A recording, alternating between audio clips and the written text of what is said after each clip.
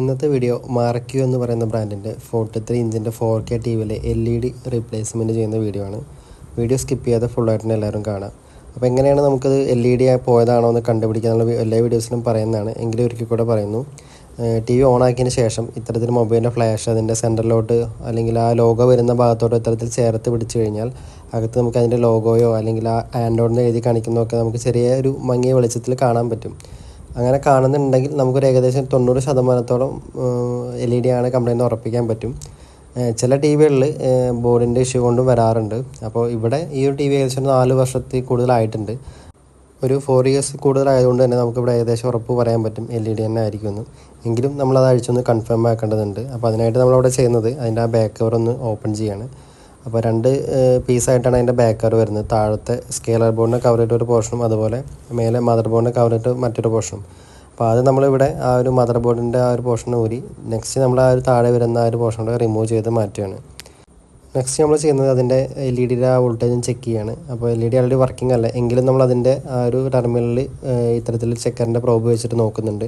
300 ആണ് അതിൻ്റെ വോൾട്ട് കാണിക്കുന്നത്. അതായത് LED ലോഡ് എടുക്കുന്നുണ്ടെങ്കിൽ അവിടെ വോൾട്ടേജ് മെൻഷൻ ചെയ്യും, അതിനകത്ത് എഴുതി കാണിക്കും. പക്ഷേ ഇവിടെ ഒന്നും എടുക്കുന്നില്ല. അതുകൊണ്ടാണ് LED ചെക്കറിൻ്റെ ഔട്ട്പുട്ട് മാക്സിമം 300 വോൾട്ടായിട്ട് അവിടെ കാണിക്കുന്നത്. അപ്പോൾ അതിനകത്ത് ഔട്ട്പുട്ടൊന്നും പോകുന്നില്ല, അതായത് LEDക്ക് സപ്ലൈ എടുക്കുന്നില്ല. അപ്പോൾ അതുകൊണ്ട് തന്നെ നമുക്കിവിടെ കൺഫേം ആയി LED തന്നെയാണ് കംപ്ലൈൻറ്റ് എന്നുള്ളത്. അപ്പോൾ ഇനി നമ്മൾ ചെയ്യാൻ പോകുന്നത് അതിൻ്റെ ആ ഒരു താഴത്ത് വരുന്ന ആ ഒരു സ്പീക്കറൊക്കെ വരുന്ന ആ ഒരു പോർഷൻ നമ്മൾ റിമൂവ് ചെയ്ത് മാറ്റുന്നുണ്ട്. നേരത്തെ സ്ക്രൂ ഒക്കെ റിമൂവ് ചെയ്ത് വെച്ചിട്ടുണ്ട്. അത് കഴിഞ്ഞിട്ട് നമ്മൾ അതിൻ്റെ ആ ഒരു സ്പീക്കറിൻ്റെ വയറും സെൻസറിൻ്റെ വയറൊക്കെ ആ ഒരു ബാക്കിൽ ആ ഒരു ബോട്ടം സൈഡിൽ വരുന്ന ആ ഒരു പ്ലാസ്റ്റിക്കിലാണ് വരുന്നത്. അപ്പോൾ അത് വളരെ കെയർഫുള്ളായിട്ട് തന്നെ റിമൂവ് ചെയ്യുന്നുണ്ട്. താഴെയും അതിൻ്റെ സ്ക്രൂ വരുന്നുണ്ട്. അപ്പോൾ അതൊക്കെ റിമൂവ് ചെയ്തിട്ടാണ് നമ്മൾ ആ ഒരു ബോട്ടം സൈഡിൽ വരുന്ന ആ ഒരു പ്ലാസ്റ്റിക്കിൻ്റെ കവറിങ് എടുത്ത് മാറ്റുന്നത്. ശേഷം അതിൻ്റെ ആ IR സെൻസറും സ്വിച്ചും വരുന്ന ആ ഒരു സെക്ഷൻ കൂടെ നമ്മൾ എടുത്ത് മാറ്റിയിട്ടുണ്ട്. ഇതാണ് LED കണക്ട് വരുന്നത്. കൂടെ കാണാം 2 പിന്നാണ് വരുന്നത്, പോസിറ്റീവും നെഗറ്റീവും. ഈ ഒരു മോഡൽ യൂസ് ചെയ്തിട്ടുള്ളത് ഇനോലെക്സ് എന്ന് പറയുന്ന ബ്രാൻഡിൻ്റെ ഡിസ്പ്ലേ ആണ്. 6+6 കോഫ് വരുന്ന 4K ഡിസ്പ്ലേയാണ് ഇവിടെ യൂസ് ചെയ്തിട്ടുള്ളത്. നമ്മൾ ഡിസ്പ്ലേ ഒക്കെ മാറുന്ന സമയത്ത് ഒരുപാട് ഡിസ്പ്ലേയിൽ പറഞ്ഞിട്ടുണ്ട് BOE, AEO, അതുപോലെ LG, അങ്ങനെ PT പാനൽ, അങ്ങനെ ഒരുപാട് ഡിസ്പ്ലേയിൽ പറഞ്ഞിട്ടുണ്ട്. അപ്പോൾ അവിടെ അങ്ങനത്തെ മറ്റൊരു ഡിസ്പ്ലേ ആണ് ഇനോലെക്സിൻ്റെ. ഇത് കൂടുതലായിട്ടും 50 ഇഞ്ച് അതുപോലെ 32 ഇഞ്ചിൽ അതുപോലെ 43 ഇഞ്ചിലൊക്കെ വരുന്നുണ്ട്. അപ്പോൾ അധികം കാണാറില്ല. കൂടുതൽ ഇപ്പോൾ വരുന്ന ടി വികളിലൊക്കെ വരുന്ന വേറെ ബ്രാൻഡിൻ്റെ ഡിസ്പ്ലേകളാണ് കാണാറുള്ളത്. 2 ടൈപ്പ് ഡിസ്പ്ലേ ഉണ്ട്, നമ്മൾ ആൾറെഡി വീഡിയോസിലൊക്കെ പറയുന്നതാണ്. VA പാനലും അതുപോലെ A+ ഗ്രേഡ് അല്ലെങ്കിൽ LG ഡിസ്പ്ലേ. അപ്പോൾ ഇതൊരു VA പാനൽ തന്നെയാണ്. പക്ഷേ നോർമലി ഉള്ള VA പാനലിനെ കമ്പയർ ചെയ്യുമ്പോൾ കുറച്ച് സ്ലൈറ്റ്ലി ലൈഫ് കൂടുതലാണ് ഈ ഒരു ഇനോലെക്സിൻ്റെ ഇതിനകത്ത് ഈ മോഡലിൽ യൂസ് ചെയ്തിട്ടുള്ള ഡിസ്പ്ലേ. അപ്പോൾ ഇവിടെ നമ്മളത് ആ ഒരു സ്കെയിലർ ബോർഡ് ആ ബോഡിയിൽ നിന്ന് വളരെ കെയർഫുള്ളായിട്ട് പ്ലാസ്റ്റിക്കിൻ്റെ ഒരു ഷീറ്റ് ഉപയോഗിച്ചിട്ട് അതിങ്ങനെ തിക്കി മാറ്റുന്നുണ്ട്. കാരണം അത് ഒട്ടിച്ച് വെച്ചിട്ടുണ്ട്. അപ്പോൾ അത് വളരെ കെയർഫുള്ളായിട്ട് റിമൂവ് ചെയ്യുന്നുണ്ട്. അപ്പോൾ ഈ സ്കെയിലർ ബോർഡ് ഇളകിക്കഴിഞ്ഞാൽ അല്ലെങ്കിൽ അത് നമ്മൾ പ്രോപ്പറായിട്ടല്ലാത്ത രീതിയിലാണ് അഴിക്കുന്നതെങ്കിൽ അത് ഡാമേജ് ആവുക, അല്ലെങ്കിൽ ആ കോഫിന് കംപ്ലൈൻ്റ് ഒക്കെ വന്നു കഴിഞ്ഞാൽ ഡിസ്പ്ലേയിൽ ലൈൻസൊക്കെ വരും. അപ്പോൾ അങ്ങനെ വന്നു കഴിഞ്ഞാൽ അത് രണ്ടാമത് ആ കോഫ് മാറലും അല്ലെങ്കിൽ അത് റീപ്ലേസ് ചെയ്യുന്നതൊക്കെ വലിയൊരു കോസ്റ്റിലോട്ട് പോകും. അപ്പോൾ വീട്ടിൽ സ്വയം ഇത്തരത്തിലുള്ള ടി വികളൊക്കെ റിപ്പയർ ചെയ്യുന്നുണ്ടെങ്കിൽ അതൊക്കെ വളരെ നന്നായിട്ട് ശ്രദ്ധിക്കുക. അപ്പോൾ ആർക്കും ചെയ്യാൻ പറ്റുന്നില്ല ഒരിക്കലും അങ്ങനെ പറയുന്നില്ല. പക്ഷേ അതിന് ഒരു കൺസിസ്റ്റൻ്റ് ആയിട്ടുള്ളൊരു പ്രാക്ടീസും അതുപോലെ പല ബ്രാൻഡുകളും പല രീതിയിലാണ് അത് മാനുഫാക്ചർ ചെയ്യുന്നതും അല്ലെങ്കിൽ അത് അസംബിൾ ചെയ്യുന്നതൊക്കെ. അപ്പോൾ അത് എങ്ങനെയാണെന്ന് പഠിച്ചതിന് ശേഷം മാത്രം ചെയ്യുന്നതാണ് കുറച്ചുകൂടി നല്ലതെന്നാണ് എൻ്റെ പേഴ്സണൽ ഒപ്പീനിയൻ. ആർക്കും ചെയ്യാൻ പറ്റില്ല എന്നുള്ള ആ ഒരു ഇതൊരിക്കലും ഞാൻ പറയുന്നില്ല. അങ്ങനെ ഒരിക്കലും പറയാനും പറ്റില്ല. കാരണം എല്ലാവരും ഇപ്പോൾ ഞാനടക്കം ഇത് പഠിച്ചിട്ടാണ് അല്ലെങ്കിൽ ഓരോ ടി വികൾ അഴിച്ചിട്ട് പഠിച്ചിട്ടാണ് നമുക്ക് ഈ ഒരു എക്സ്പീരിയൻസ് കിട്ടിയിട്ടുള്ളത്. അപ്പോൾ അതുകൊണ്ട് ആർക്കും ചെയ്യാൻ പറ്റില്ല എന്നുള്ളത് ഒരിക്കലും ഇവിടെ പറയുന്നില്ല. അപ്പോൾ അത് വളരെ അതിനെക്കുറിച്ച് പഠിച്ച് മാത്രം അത് ചെയ്യാം. നമ്മളിവിടെ ആ ഒരു ഫ്രെയിം വളരെ കെയർഫുള്ളായിട്ട് റിമൂവ് ചെയ്ത് മാറ്റിയിട്ടുണ്ട്. ഈ ഒരു മോഡലിലെ ഡിസ്പ്ലേ അതിൻ്റെ ആ ഒരു ബേസിൽ ഒട്ടിച്ച് വെച്ചിട്ടുണ്ട്. അപ്പോൾ അത് നമ്മൾ വളരെ കെയർഫുള്ളായിട്ട് ഇത്തരത്തിലൊരു തിൻ ഫിലിം ഉപയോഗിച്ചിട്ട് സെപ്പറേറ്റ് ചെയ്തതിന് ശേഷമാണ് അത് പൊക്കിയെടുക്കുന്നത്. അപ്പോൾ നമ്മൾ ആദ്യമായിട്ട് അഴിക്കുന്ന ഒരാളാണെങ്കിൽ ഈ ഒരു ഗമ്മിൻ്റെ കാര്യം അറിയാൻ വഴിയില്ല. അപ്പോൾ അത് അറിയാതെ അത് പൊക്കിക്കഴിഞ്ഞാൽ ഡിസ്പ്ലേ എന്തായാലും പൊട്ടിപ്പോവും. അപ്പോൾ അത് വളരെ കെയർഫുള്ളായിട്ടാണ് ഓരോ സ്റ്റെപ്പ് ബൈ സ്റ്റെപ്പായിട്ടാണ് ഇവിടെ ചെയ്യുന്നത്. നിങ്ങൾക്ക് നോക്കുമ്പോൾ അറിയാൻ പറ്റും, ഒന്നും ധൃതി പിടിച്ചിട്ടല്ല അത് ചെയ്യുന്നത്. വീഡിയോ കുറച്ച് സ്പീഡായി കാണിക്കുന്നുണ്ടെങ്കിൽ പോലും അത് വളരെ സ്ലോ ആയിട്ട് വളരെ ശ്രദ്ധിച്ചിട്ടാണ് ഓരോ ഡിസ്പ്ലേ അഴിച്ച് മാറ്റുന്നത്. ആ ഒരു റിമൂവ് ചെയ്തപ്പോൾ ഉണ്ടായിരുന്ന ആ ഒരു നേരത്തെ ഉണ്ടായിരുന്ന ഒട്ടിച്ച് വെച്ചുള്ള ആ ഒരു പശയുടെ ആ ഒരു ലെയറുകളൊക്കെ നമ്മൾ ഇത്തരത്തിൽ റിമൂവ് ചെയ്ത് മാറ്റുന്നുണ്ട്. അപ്പോൾ അതിന് ശേഷം നമ്മൾ ആ ഒരു ഡിഫ്യൂഷൻ ഷീറ്റ് കൂടെ എടുത്ത് മാറ്റുന്നുണ്ട്. ഈ ഒരു മോഡലിൻ്റെ അല്ലെങ്കിൽ ഇത്തരത്തിൽ മാർക്യൂ എന്ന് പറയുന്ന ഒരു ബ്രാൻഡിൻ്റെ വീഡിയോ നമ്മുടെ ചാനൽ ആദ്യമായിട്ടാണ് ചെയ്യുന്നത്. ഈ ഒരു ബ്രാൻഡിൻ്റെ വേറൊരു കംപ്ലയിൻസോ അല്ലെങ്കിൽ ഡിസ്പ്ലേ മാറുന്നോ നമ്മൾ ചെയ്തിട്ടില്ല. അപ്പോൾ അതുകൊണ്ട് ആദ്യമായിട്ടാണ് ഈ ഒരു ബ്രാൻഡിൻ്റെ വീഡിയോ നമ്മൾ ചാനൽ ചെയ്യുന്നത്. ഇവിടെ വന്നിട്ടുള്ളത് 11 LED 2 LED സ്ട്രിപ്പുകളാണ് വന്നിട്ടുള്ളത്. അത് രണ്ടും സീരീസിൽ കണക്റ്റഡ് ആണ്. ഇവിടെ ഒരു LED വർക്ക് ചെയ്യുന്നത് 3 വോൾട്ടിലാണ്. അങ്ങനെ 11 LED വെച്ചുള്ള 2 സ്ട്രിപ്പാണ് ഈ ഒരു മോഡലിൽ യൂസ് ചെയ്തിട്ടുള്ളത്. അപ്പോൾ നമുക്ക് നെക്സ്റ്റ് ചെക്ക് ചെയ്യാനുള്ളത് ഏത് LED ആണ് പോകുന്നത് നമുക്ക് അറിയണം. അപ്പോൾ അതിന് LED ചെക്കർ ഉപയോഗിച്ചിട്ട് ആ പ്രോബ് പോസിറ്റീവ് ടെർമിനലും നെഗറ്റീവ് ടെർമിനലും വെക്കുമ്പോൾ ഇത്തരത്തിൽ LED പ്രകാശിക്കും. അപ്പോൾ ഇങ്ങനെ കത്തുന്ന സമയത്ത് നമുക്ക് മനസ്സിലായി ഒരു LED പോയിട്ടുണ്ട്. അപ്പോൾ അതുപോലെ മേലത്തെ LED സ്ട്രിപ്പിൽ ഒരെണ്ണം പോലും പോയിട്ടില്ല. അപ്പോൾ താഴത്തെ LEDയിൽ ഒരെണ്ണം പോയതുകൊണ്ടാണ് ഈ LED വർക്ക് ചെയ്യാത്തത്. അതായത് സീരീസ് കണക്റ്റഡ് ആണ്. അപ്പോൾ ഇടയ്ക്ക് വെച്ചൊരു LED പോയി കഴിഞ്ഞാൽ ആ ഒരു സീരീസായി കണക്ട് ചെയ്തുകൊണ്ട് തന്നെ അതൊന്നും വർക്ക് ചെയ്യില്ല. അപ്പോൾ അതാണ് ഇവിടെ സംഭവിച്ചിട്ടുള്ളത്. അപ്പോൾ നമ്മളിവിടെ ആ 2 LED സ്ട്രിപ്പും മാറുന്നുണ്ട്. പിന്നെ ചിലർ ചോദിക്കാനുള്ള ചോദ്യമാണ്, ഇതിൽ പോയത് മാത്രം മാറിക്കഴിഞ്ഞാലും വർക്ക് ചെയ്യില്ല. വർക്ക് ചെയ്യും, പക്ഷേ ആൾറെഡി പറഞ്ഞു 4 years കഴിഞ്ഞിട്ടുണ്ട്. അപ്പോൾ നമ്മൾ അങ്ങനെ മാറുന്ന സമയത്ത് ആ മാറിയ LED എന്തായാലും പോവില്ല. പക്ഷേ തൊട്ടടുത്ത ദിവസങ്ങളിലോ അല്ലെങ്കിൽ വരും മാസങ്ങളിലൊക്കെ പോകാൻ സാധ്യതയുണ്ട്. അപ്പോൾ ഈ ഒരു LED കാര്യത്തിൽ ഒരിക്കലും റിസ്ക് എടുക്കില്ല. അത് ഫുള്ളായിട്ട് തന്നെയാണ് എപ്പോഴും നമ്മൾ മാറാറുള്ളത്. അപ്പോൾ ഇവിടെ അത് തന്നെയാണ് ചെയ്യുന്നത്. അത് ബോഡിയിൽ ഒട്ടിച്ച് വെച്ചിട്ടാണ് ഉള്ളത്. അത് ഇത്തരത്തിൽ നമ്മൾ റിമൂവ് ചെയ്ത് മാറ്റി. ഈ ഒരു LED കണക്ടർ വരുന്നത് ഏകദേശം ഒരു മിഡിലായിട്ടാണ്. ഒരു 4 LED കഴിഞ്ഞതിന് ശേഷമാണ് ഇതിൻ്റെ കണക്ടർ വരുന്നത്. ചില LEDകൾ അത് ഏറ്റവും എൻഡിലായിട്ടും ചിലത് സെൻട്രലായിട്ടൊക്കെ വരാറുണ്ട്. ചില LEDകൾ ജോയിൻ ചെയ്യുന്ന ടൈപ്പും വരാറുണ്ട്.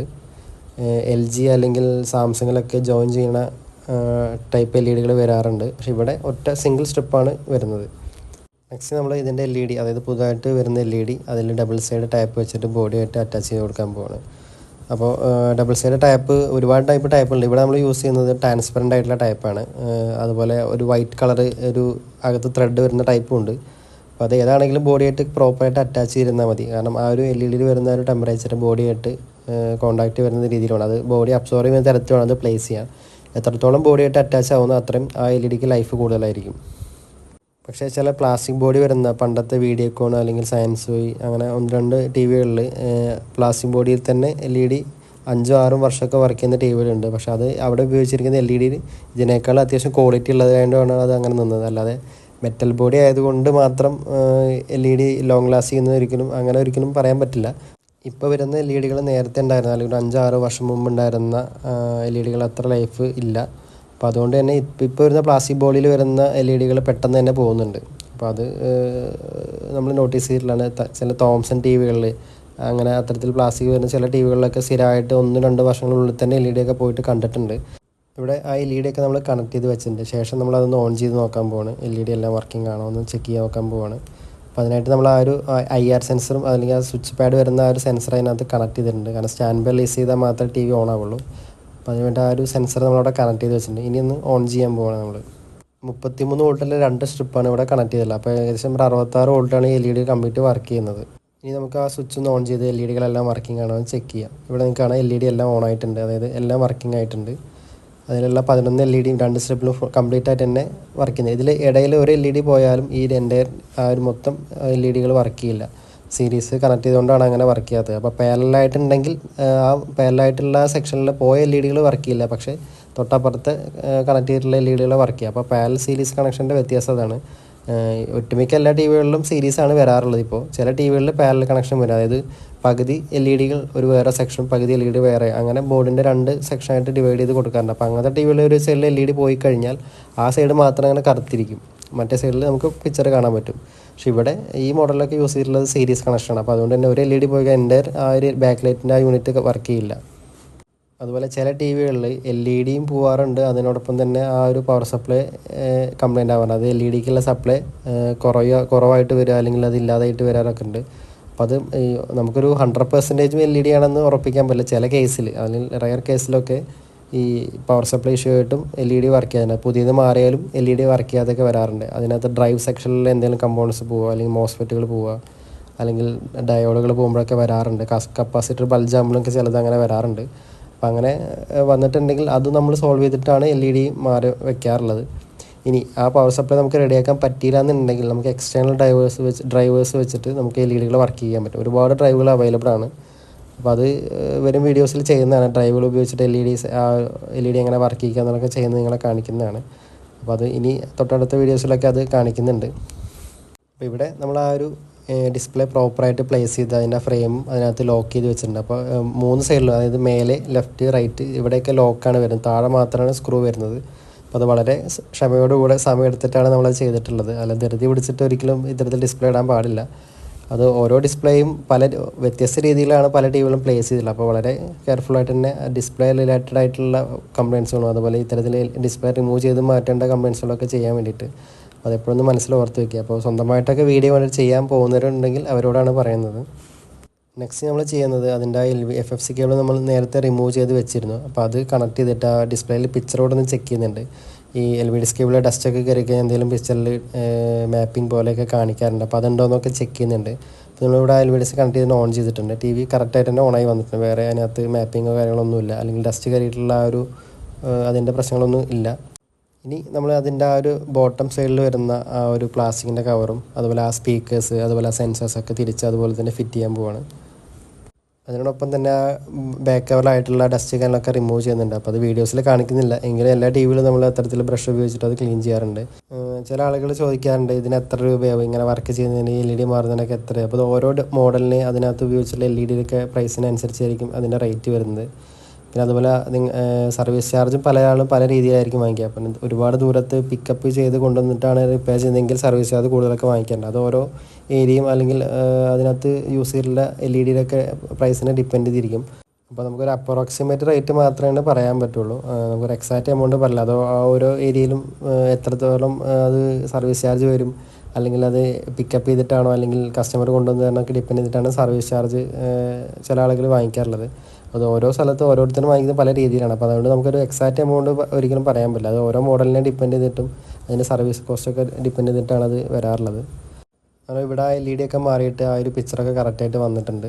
അപ്പോൾ ഇതിൻ്റെ ഡിസ്പ്ലേയുടെ കോർണർ സൈഡിലായിട്ട് ചെറിയൊരു ഡിസ്കളറേഷൻ വന്നിട്ടുണ്ട്. അത് കുറേ നാൾ വർക്ക് ചെയ്തുകൊണ്ട് ഹീറ്റായിട്ട് ആ ഒരു ഏരിയയിലുള്ള പിക്സലുകളുടെ ഒരു കളർ ചേഞ്ച് വന്നതാണ്. പക്ഷെ അത് നമ്മൾ അങ്ങനെ കാര്യമായിട്ടൊന്നും പിക്ചറിനെ ബാധിക്കുന്നില്ല. ആ ബോർഡറിൽ മാത്രമേ അത് വരുന്നുള്ളൂ. ഇത് നിങ്ങൾക്ക് കാണുമ്പോൾ മനസ്സിലാക്കാം, തട്ടി നോക്കുമ്പോൾ അതിന് ചെറിയൊരു ഡിസ്കളറേഷൻ ഒക്കെ വരുന്നുണ്ട്. ഒരു ടൈപ്പ് VA പാനൽ തന്നെയാണ്. പക്ഷേ നോർമലി ഉള്ള VA പാനലിന് കുറച്ചുകൂടെയൊക്കെ പിക്ചർ ക്വാളിറ്റിയും അല്ലെങ്കിൽ ലൈഫൊക്കെ കൂടുതലാണ് ഈ ഒരു ഇനോലെക്സിൻ്റെ 43 4K ഡിസ്പ്ലേക്ക് വരുന്നത്. നിങ്ങൾക്ക് പിക്ചർ കാണുമ്പോൾ തന്നെ മനസ്സിലാവുമായിരിക്കും. നല്ല രീതിയിൽ തന്നെ പിക്ചർ ഔട്ട്പുട്ട് തരുന്നൊരു ഡിസ്പ്ലേ തന്നെയാണ്. ഇത്തരത്തിൽ കംപ്ലൈൻ്റ് ആയിട്ടുള്ള TVകളൊക്കെ നിങ്ങൾക്ക് റിപ്പയർ ചെയ്യാനുണ്ടെങ്കിൽ നിങ്ങൾക്ക് ധൈര്യമായിട്ട് കോൺടാക്ട് ചെയ്യാം. നമ്പർ വീഡിയോയുടെ അവസാനം അതുപോലെ ഡിസ്ക്രിപ്ഷൻ ബോക്സിൽ കൊടുക്കുന്നതാണ്. വീഡിയോസ് നിങ്ങൾക്ക് യൂസ്ഫുൾ ആയി തോന്നുകയാണെങ്കിൽ ചാനൽ സബ്സ്ക്രൈബ് ചെയ്യാനും അതുപോലെ വീഡിയോസ് ലൈക്ക് ചെയ്യാനും മറക്കരുത്. അടുത്ത ഒരു യൂസ്ഫുൾ വീഡിയോ ആയിട്ട് നമുക്ക് വീണ്ടും കാണാം.